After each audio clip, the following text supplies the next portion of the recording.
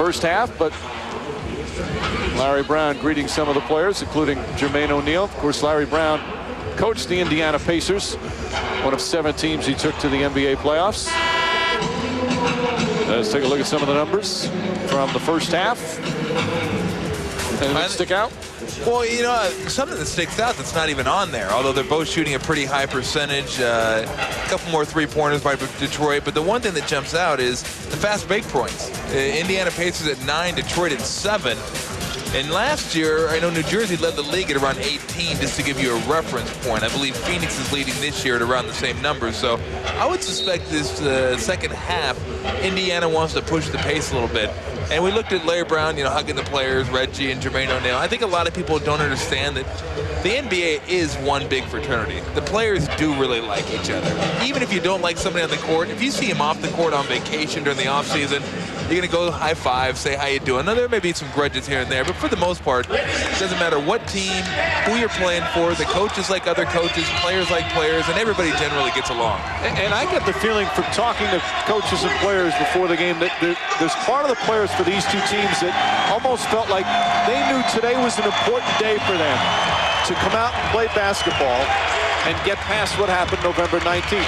I don't want to go so far as to say that they have a common bond now, but at the same time, they knew it was important for them to come out and play good, hard, competitive basketball without the other stuff. Well, you respect one another. You may not like each other during the game, and you may have some problems with the way somebody's playing you on defense, but you respect that they're trying to win, and after the game, you shake hands. Off to a good start, a little bit better start than he was in the first half, with Jermaine O'Neal going 2 for 9. And the other thing, Tom, we saw in the first half, a couple of times we saw Pistons go diving for loose balls and going into the stands, and the Pacer fans were very nice and very helpful. Well, like I was telling you during halftime, if the incident that took place the last time these guys played each other didn't, we would never even be mentioning that. Right. It just wouldn't be a situation, because players go into the stands all the time, and what do you expect to have happen? The player to get up, the people to help him up, and he gets back on the court and plays. Rich Hamilton, by the way, with 10 points. Pistons back up by 1. O'Neal against Wallace. Good matchup there. And Ben Wallace had it and lost the rebound. Oh, he saved it. But Ben's having a tough time keeping Jeff Foster off the glass. And a foul inside as Rasheed Wallace tries to go up. Reggie Miller raises his hand, but I don't think they're going to give him the foul. Jermaine O'Neal, it would be his 3rd personal foul. The officials right now, Jess Kersey, Courtney Kirkland, and Bob Delaney discussing who the foul is on. Trying to make sure they do the right thing. But this would be an important call right now for the Pacers if it's his 3rd foul. Kersey still won't turn and give it to him. Yep, that's his 3rd. So 3 fouls on Jermaine O'Neal. Let's see if he's going to be taken out. Rick Carlisle discussing it with Jess Kersey. He's in his 29th year in the NBA. So Rasheed Wallace to shoot 2. Well, that's a great job by Rasheed Wallace, big guy running down the middle of the court. That's where you want your big guys running on the break, down the middle. Christmas Day in Indianapolis at Conseco Fieldhouse. This is the first game between that November 19th brawl at the Palace of Auburn Hills. We've had good, hard-fought basketball between 2 teams that coming into the season were considered the 2 best in the Eastern Conference. The 2 with the best chance, perhaps, to make it to the NBA Finals. And because of that incident and various other reasons, both teams trying to find their way back to where they were last year, as they're both 12-12 coming into this game. So a 3-point lead for the Pistons off the free throws. Jones. And Detroit will get it back. Those are the kind of threes that you don't like to see, where it's one pass around the perimeter and it's a jacked up 3-pointer. What you'd like to see is guys getting to the paint, drawing the defense, then kicking out, or off offensive rebounds, or on a fast break, but not a half-court set where you just throw it and the guy shoots. There's no movement, no offensive rebounding. Billups. That's the kind of three you want to see. Chauncey Billups from downtown. And the Pistons have equaled their largest lead of the game. The biggest difference there was Rip Hamilton got to the middle of the defense, through the defenders, and that's a clean look. Billups is 4 of 6 from downtown. O'Neal. The two Wallaces tip it to each other. 3-on-1 now for the Pistons, and Phillips wisely takes. Oh, he missed it. Hung on the rim and fell off, and here come the Pacers. Well, he wisely took it. He unwisely missed it. That was a perfect example of go to the basket until the defensive man commits, because he never did. Absolutely.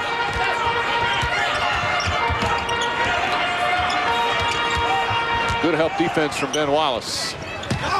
Jones. Shot clock at 2. O'Neal has to put it up. Got himself in a situation where he didn't have any choices. You get to under 3 seconds, you got to put the thing up. You're not thinking too much about it. Jermaine O'Neal, 4 of 13 from the field. He's got 3 blocked shots.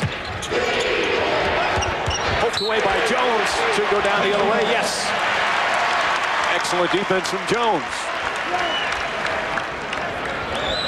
Poor pass. Well, being that it's Christmas and holiday season, I'm going with a more positive one. And I think as a New Year's resolution, you should try and start that way as well. Well, those usually last till by January 3rd. Jones. Again, they look to get O'Neal. Ben Wallace tips it out. Did Jones touch it last? No. Still Pacer ball. 10 on the shot clock.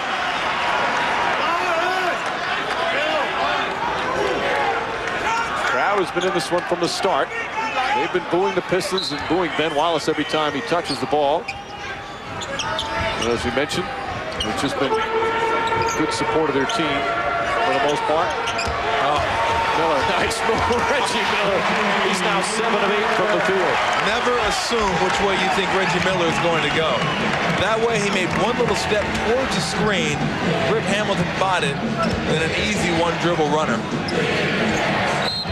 And a foul away from the ball. You know, Ty, I just want to bring up a point. You know, we're talking about how the Pacer fans, let's take a look at Reggie Miller first. Well, watch right here. Rip Hamilton knows there's going to be a screen, so he fakes that way, and he is gone. I mean, that's as badly as you can get beat in the open court.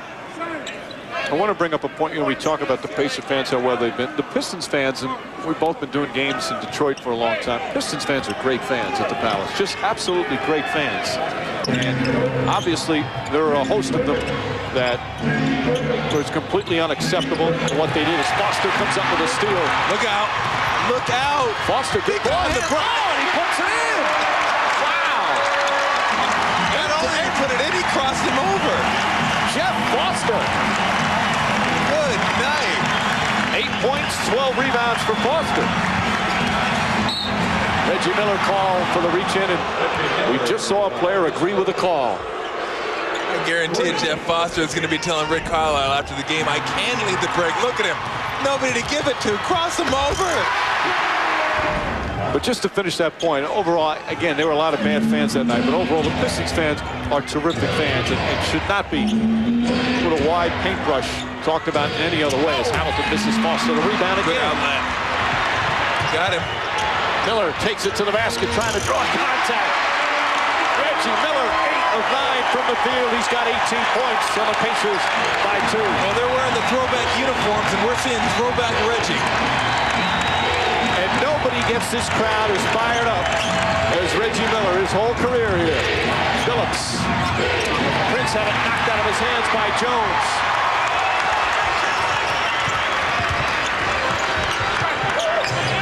Foster wants the ball, wants someone to come off the screen. Tinsley. Look out. Miller. Won't go. And Ben Willis the rebound. Prince and a foul. Tayshaun Prince with a chance for a three-point play. Oh, Reggie Miller has been doing a great job with the pump fake right there. Just sets you up just enough to get by you, and then he leans into you so you can't go up and try to block it.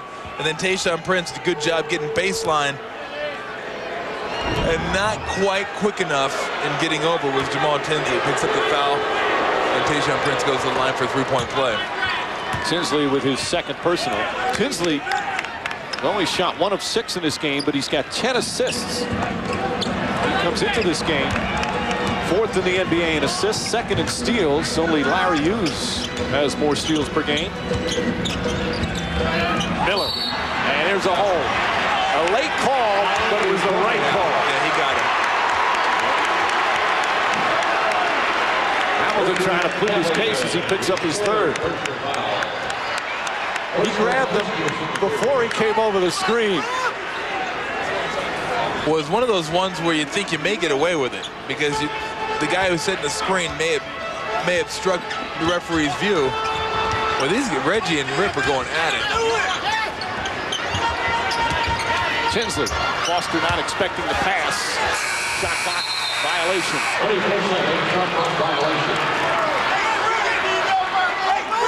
Of course, coming up later today on ABC, it's the Miami Heat and the LA Lakers. Shaquille O'Neal and Kobe Bryant, presented by American Express, 3 Eastern on ABC, home of the NBA Finals. 1-point Piston lead, 5 minutes gone by here in the third. Good defense from Miller. Miller's improved on his defense. Obviously, at 39, he can only play so much, but he's an underrated defender at times. Wallace keeps it alive. Oh, terrific play from Ben Wallace. Well, that's something the Indiana Pacers will live with. They want to go to Ben Wallace down on the block against Jermaine O'Neal. They will let them have that all night long. And foul away from the ball.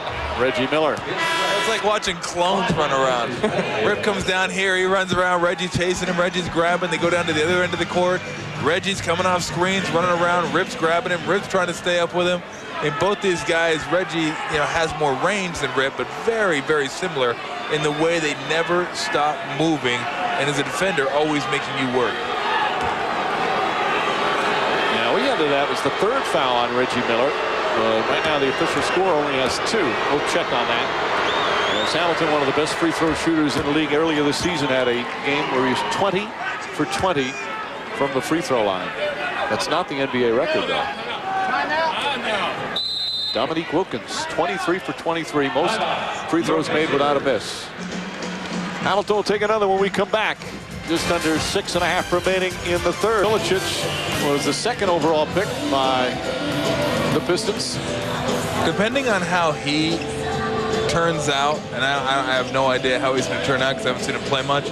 Well, he hasn't played a lot. He did get one game where he got 24 minutes this year, but still not a part of the rotation. But they still feel he's not going to be a good player. He's going to be a terrific player. Well, even without him, you look back and you see LeBron James, Carmelo Anthony, Dwayne Wade, Chris Bosh, I think is going to be a pretty good player. We go back 10 or 15 years from now and say that was one of the premier drafts of all time, because I think LeBron is going to be one for the ages. Dwayne Wade, Carmelo are fantastic players. If Darko ends up being very good, Chris Bosh, that could be one of the better. You look back and say, wow, what a draft. O'Neal, shot clock winding down. Loves that right shoulder. Tough shot, puts it in. See, certain guys have tendencies, or most guys have tendencies, and you just want to force them to go away from what's most comfortable for them. Now with Jermaine O'Neal, he loves to go over the right shoulder. Nice job of forcing him to take a tough shot, but maybe hedge a little bit of that right shoulder and make him go over the other shoulder. Prince puts up the jumper. Prince won't go. It's one of the reasons why the Pistons did not take Carmelo Anthony, because they had a Tayshaun Prince at that particular position. Certainly with Dwayne Wade, they also had some pretty good guards. They felt Milicic was an area down the road that they were going to have. I think it worked out for him. Yeah, I think so too. Miller. Prince with a rebound. Miller knocked it away. Last touch by Phillips. And it's going to be pace and ball. The clever Reggie Miller defensively. Just Kersey, a little pat on the butt for his efforts. A couple of old guys out there. Miller and Kersey. Kersey, as we mentioned, is going to be 64 years old next month. Not Miller. He's only 39.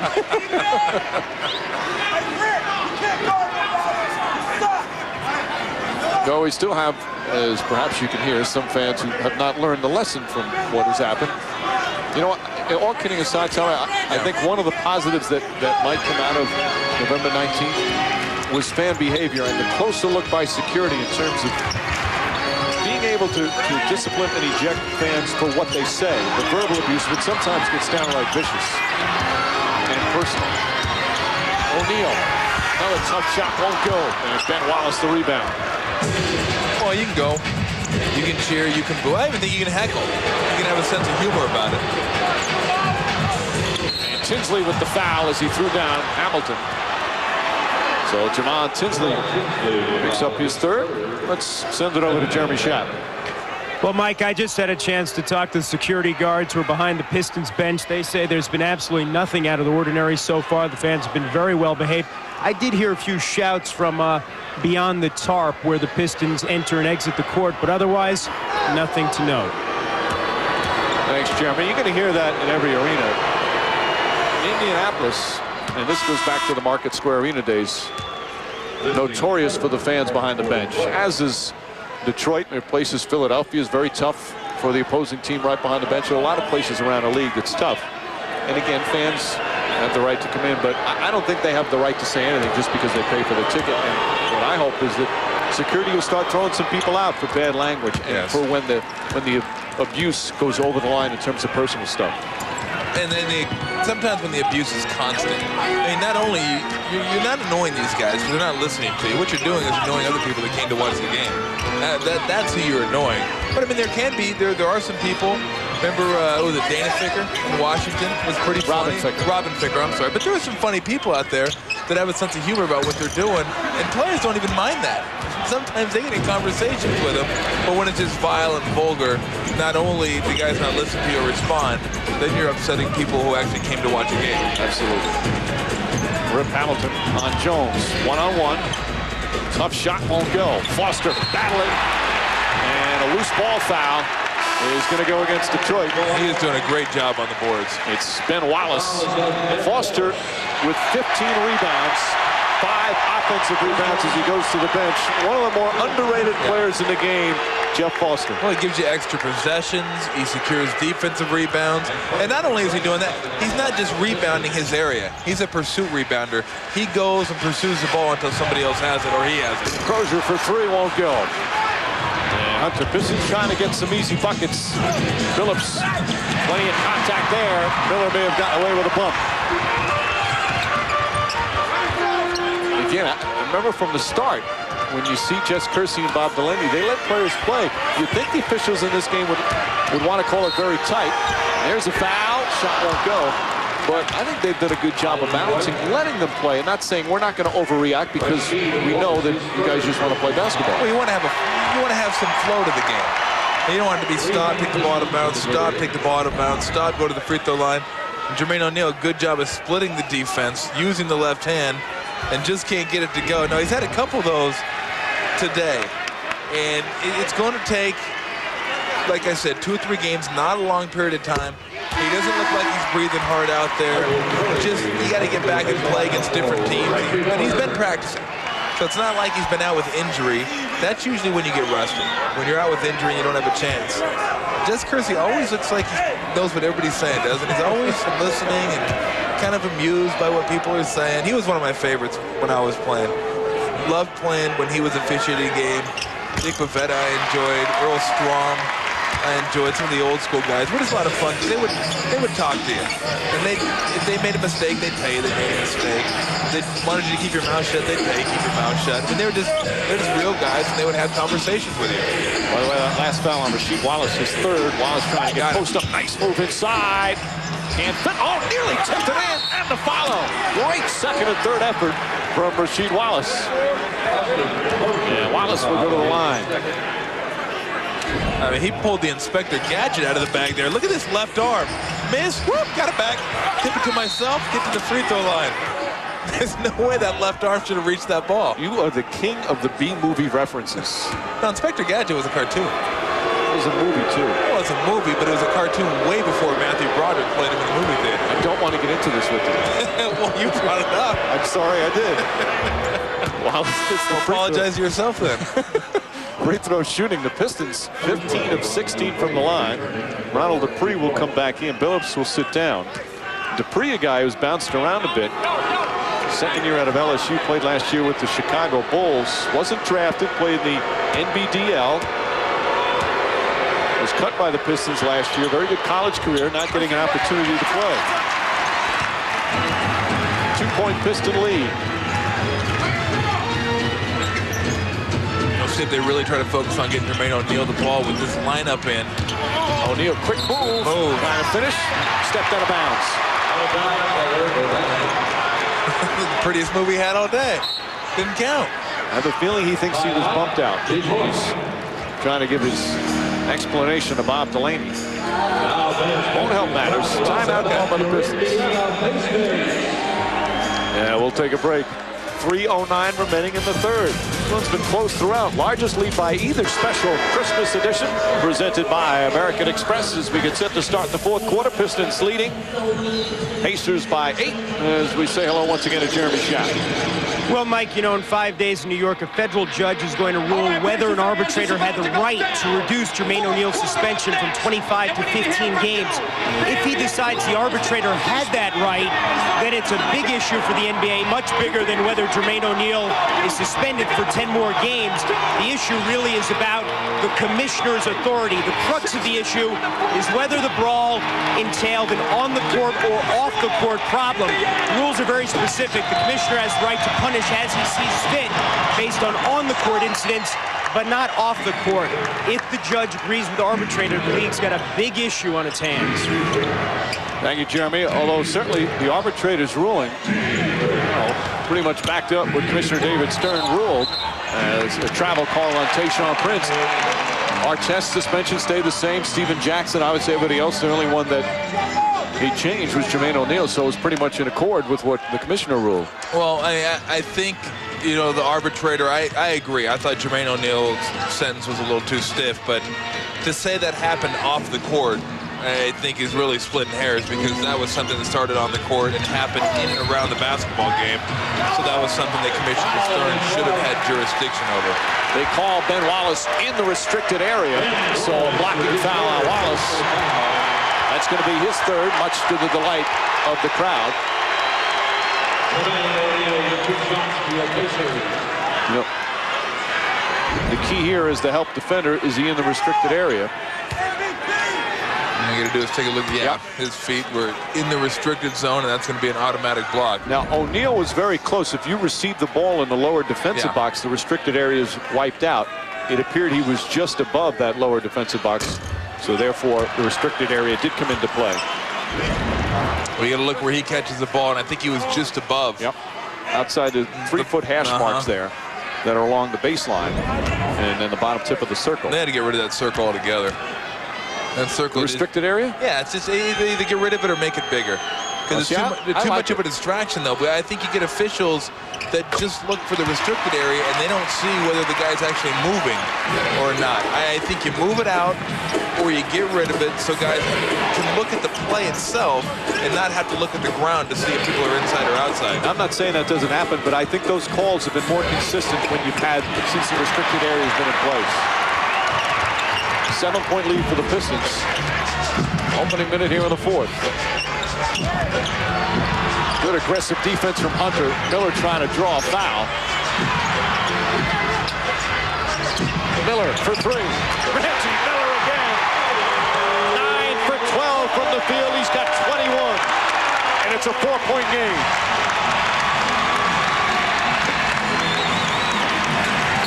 Offensive foul. Miller draws the charge on Lindsey Hunter, who just ran him over.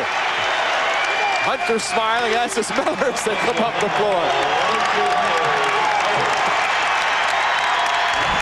You just know. You're going to watch right here. Reggie takes the body. Got a little bit more than he bargained for with Fred Jones' knee at the end of that play.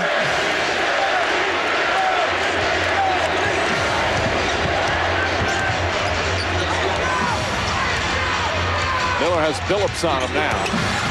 O'Neal calling for the ball with McDyess on him. Got him. Good move down low. Jermaine O'Neal with 17. It's a 2-point game. Good move by O'Neal. Good entry pass by Reggie Miller. Another standing ovation for the Pacers.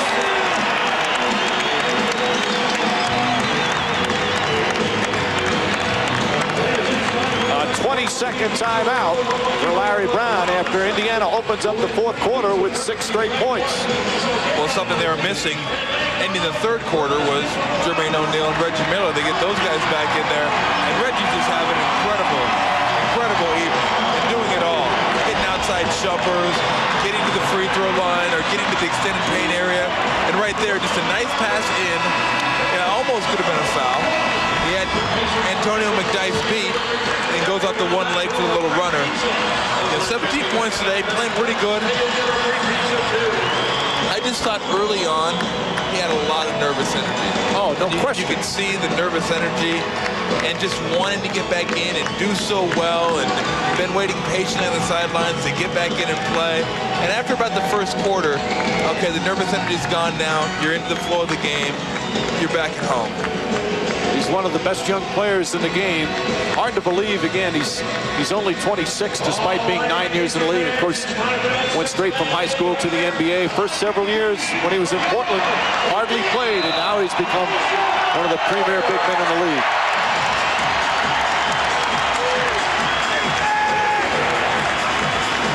Ben Wallace looking for McDyess. Nice backdoor. Oh, McDyess, excellent movement without the ball. 13 from McDyess. Merry Christmas. That wasn't very nice. 2 minutes gone by here in the fourth. O'Neal battling with McDyess down low. This time McDyess pushed him out a little further. Yep. And comes up with a steal.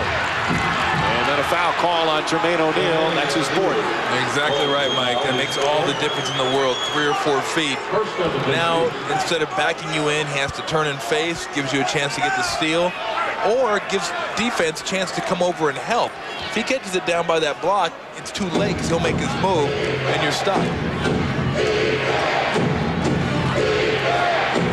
Pistons have struggled on the road, 5 and 8. They're playing very well in one of the tougher buildings to play in. Ben Wallace. I don't know if O'Neal got a piece of it, but Wallace couldn't finish the dunk. Miller. Crozier rips it down. Stripped by McDyess. And Crozier falling out of bounds. Good hustle for both teams. Hamilton. And the lead is back up to 6.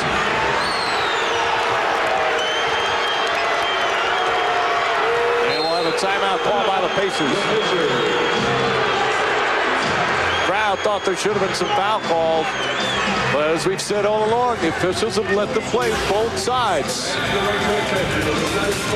Rip Hamilton with a big bucket. And the Pistons back up by a half a dozen.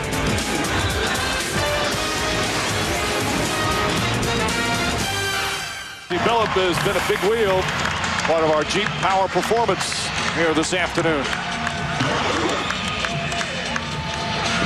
Well, he's been getting it going from behind the arc. He has 4 3-pointers, and he's just a guy who can stretch the defense with his shooting, can also get to the rim, and on that last play, bypassed the 3-point shot to hit a wide-open Rip Hamilton for a jumper to extend the lead out to 6. Did I tell you that Planet of the Apes Treehouse was my favorite gift? Planet of the Apes Treehouse was my favorite gift? Yes, you mentioned it. Those fans who didn't hear it in the first, they're very glad you mentioned it in the second. By the way, Billups is the only one who's taken a 3 for this team. Foster. Oh, Foster goes down hard. Now that looked worse because of the way Foster fell. That was a good, clean hard by Ben Wallace, at least from the naked eye. Let's take a look. Oh, you're going to see Foster roll into the rim. Johnson gets in the ball. Nothing wrong with the foul. Just trying to get it, and he hangs on the rim a little bit too long. Right. Body goes horizontal, and that's where you fall. And he wanted to make sure everybody knew right away he was okay. He did not stay on the ground. I'm not going to speak for a lot of players, but I used to play with some teammates who could stay on the ground, maybe milk it, just a little bit. Get a little rest. Hang out down there. But Foster, it was the fall that made that look tough, because Foster is having just a superb game. 9 points, 15 rebounds. If he hits his free throw, it's going to be 6 straight double-doubles. Apparently he's bleeding. So he's going to go over to the bench. David Craigner, longtime trainer, is going to check him out. Yeah, but they've only won 2 championships since '99. I think that's the big reason. It's amazing. It's absolutely, but that's the demeanor of their team. That's the character of the team, the personality of their team. Foster now has 6 straight double-doubles, where he has played very well in a time of need for the Pacers. Ben Wallace drives, blocked by O'Neal. Wallace gets takes it back. Just throws up a wild shot. Foster the rebound. Boy, they are letting him play. O'Neal should have asked him if he wanted some gravy with that stuffing. Travel on O'Neal. Good defensive play from both Wallace and Jermaine O'Neal. He just get in the middle. And that was one where he just botted him up and didn't let him get off a good shot. And then this time, he just went straight stuffing on him here. Out of your hand. Have some gravy with that. Well, there's a lot of contact on that, though. But again, it's been consistent the way they've called it. Phillips can't hit. McDyess trying to get it. Last touch by the Pistons as O'Neal and McDyess helping each other. Good sportsmanship. You know what, though? I don't know if you'll agree, but sometimes you don't mind a little contact if you think the offensive player is out of control. You're not going to bail him out, on a move it's a low percentage move, a little bit out of control. You're going to let a little more happen in that situation. Well, that's why two veteran officials tend to let the offensive player have it. Miller, three-pointer won't go. Ball knocked loose, and a loose ball foul called against Jeff Foster.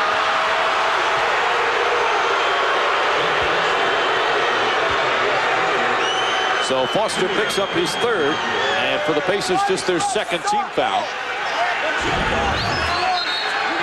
I told you earlier, Foster's the guy who's going to pursue the ball.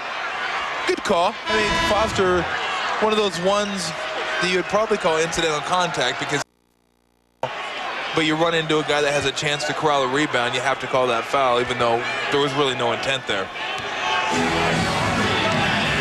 Just over 4 minutes gone by here in the fourth. Largest lead was 8. Pistons had that. Right now they've got a 4-point advantage. Was what you expected in the fourth quarter. This has turned into a little bit of a grinder. Who can execute better than half court? Nice move from Phillips. Can't finish on the follow, and it goes. Phillips with a second effort. Again, plenty of contact down low. Well, both these teams are finding it very difficult to get off easy shots in the paint. They're both trying to get to the paint, but when they get there, they're finding 2 or 3 defenders there to meet them. Phillips has 17. There's Tinsley. Tinsley has not shot well. Puts up a 3. Way off. He's now 1 of 7, but he has 10 assists. The Piston defense here in the second half has been superb. Pacers pretty good as well. Phillips again beats Tinsley off the dribble. Prince just flicks it and a foul. He felt contact and threw the ball up on the basket. And a lead back up to 8. Well, you got him to go right, which is a good thing. And always, if you're a player, you always throw the ball up when you hear the whistle. You can't score if you don't throw it up. Freddie Jones with that foul. So Prince with a chance to give the Pistons their largest lead by either team with 6:47 remaining. Ben Wallace and Billups are going to get a breather. Rasheed Wallace and Hunter back in. They're once again attending to some blood on Jeff Foster. You watch this team play, then you see the pieces they have, and Antonio McDyess has played well off the bench today. And you wonder, how does this team lose to Atlanta at home? I mean, they got smashed by Atlanta at home. How did they lose to Chicago at home? And I'll give Chicago some credit. I think 5 in a row they've won. They've been playing some better ball. But I think that's the inconsistencies you get with a team that has won their championship. Maybe feels like, we'll turn it on when we need to. We don't have to grind for 48 minutes. And I think you're seeing that today. They felt like this was a challenge trying to win here at Conseco and playing a very good game so far. When you win a championship, you lose a little bit of that hunger, especially early in the season when you're playing regular season games as opposed to those big playoff games in June. Jones, big shot from Freddie Jones. That one was huge. The lead had ballooned to 9. It's back to 6.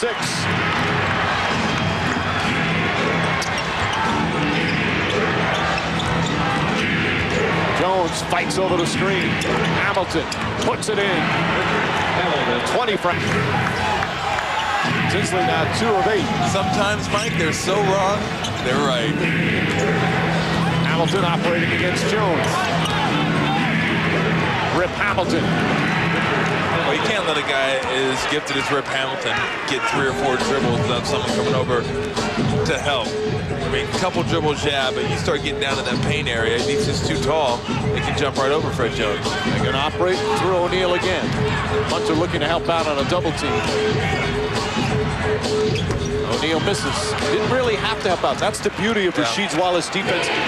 He can guard guys, even guys of O'Neal's capability, single coverage. No, because he's long. I mean, he's as long, or he's probably longer than Jermaine O'Neal, especially if you push him out.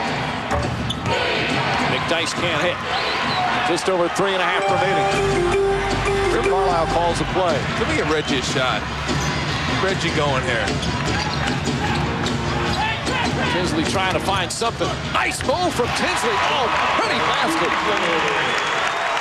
And that's when he's at his best, going to the hoop. And he can take the contact, asking for a foul as well. Hamilton wants the ball. Good ball denial from Fred Jones. Shot clock down to 8. Another guy that likes to turn over the right shoulder when he's shooting. Wallace puts it in again. Rasheed Wallace coming alive offensively. He's got 12. Right now, the Pacers just can't get stops. Miller trying to get a screen. Tinsley again penetrates, stripped by Hunter and stolen. Hamilton finds Hunter inside. Oh, and misses the layup. McDyess, though, gets a new 24. And Larry Brown wants timeout. A terrific defensive play down the other end of the floor. Lindsey Hunter. And the Pistons with a little bit of breathing room. An 8-point advantage with the ball. It played on November 19th that ended in that brawl.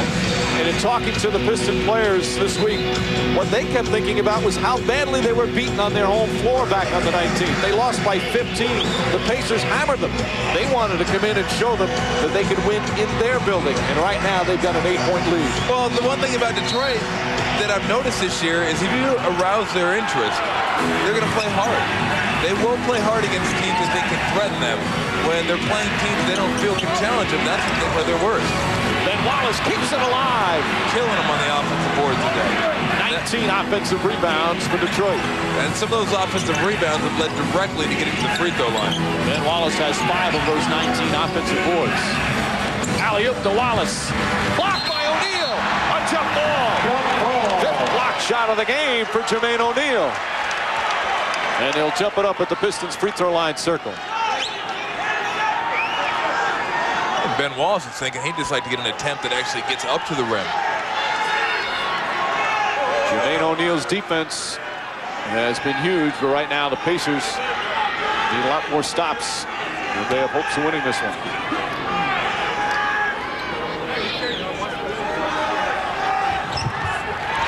O'Neal wins the tip. Look, got quiet all of a sudden. Oh, respect for the jump ball. Yes. I mean, it's still early, 2 minutes left. You don't have to look for 3-pointers in this situation. O'Neal left wide open. Jermaine O'Neal, 21 points, 6 boards, 5 block shots in his return.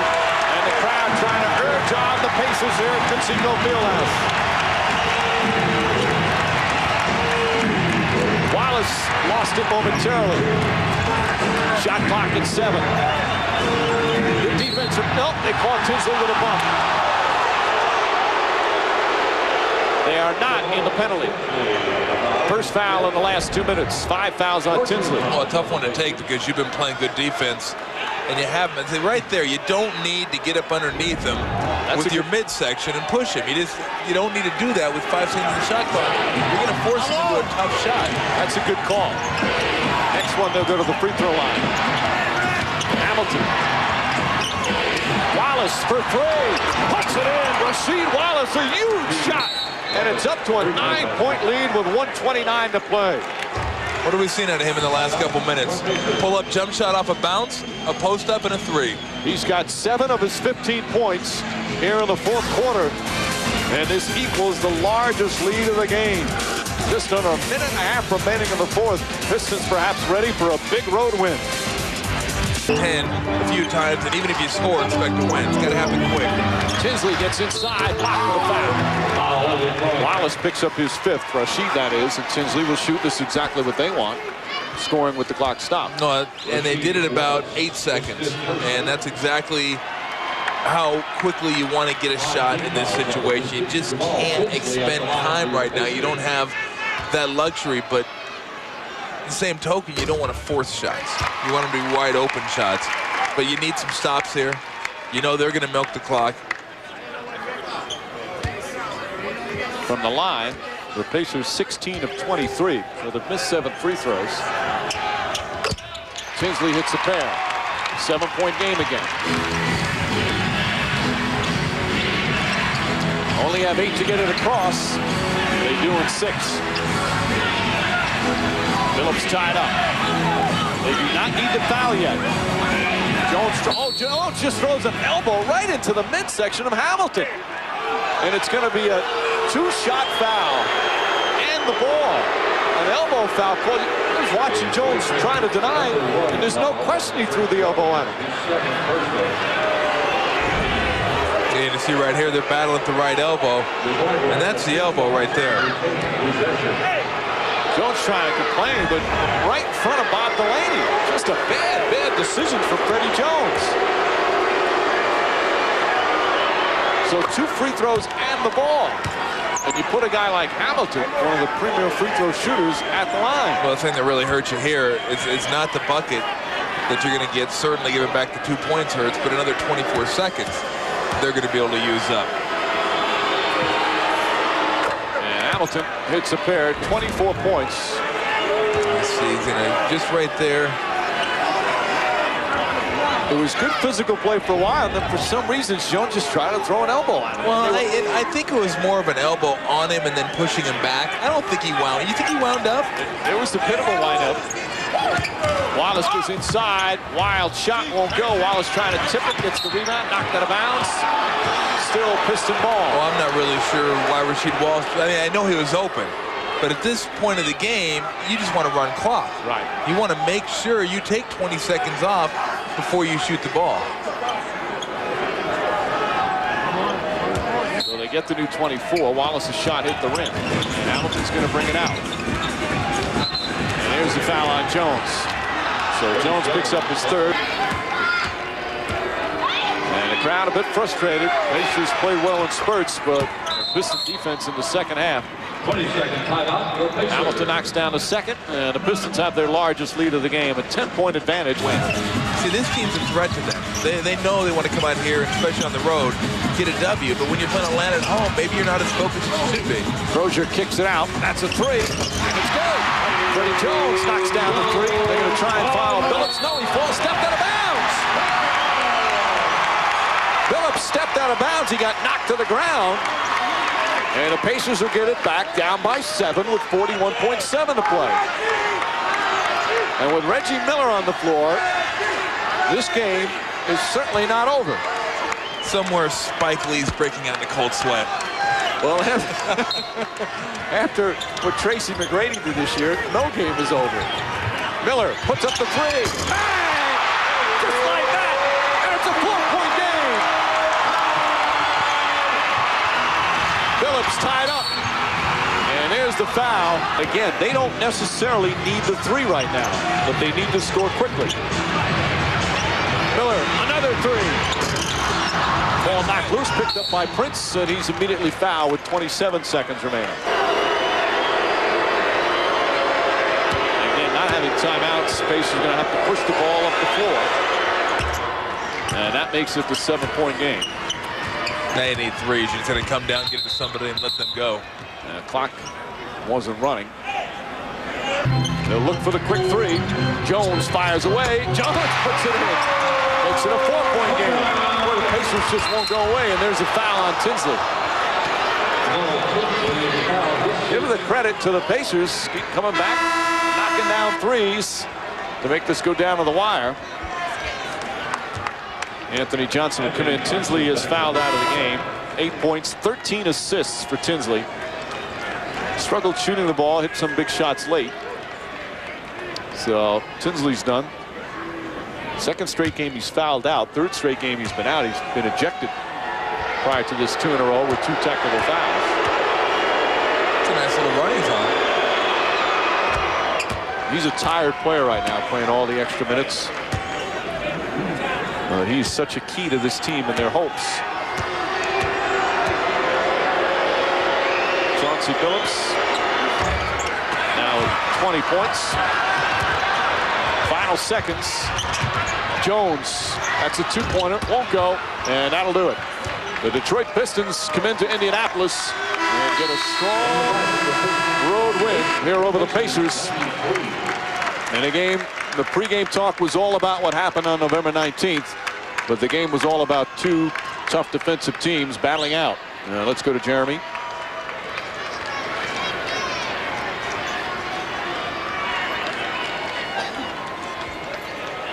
Fans, thank you for visiting Conseco Fieldhouse. Please drive home safely. And we look forward to seeing you here at Conseco Fieldhouse this Monday. All right, some technical difficulties with Jeremy, the microphone, as the Pistons improved to 13-12 overall, 6-8 on the road.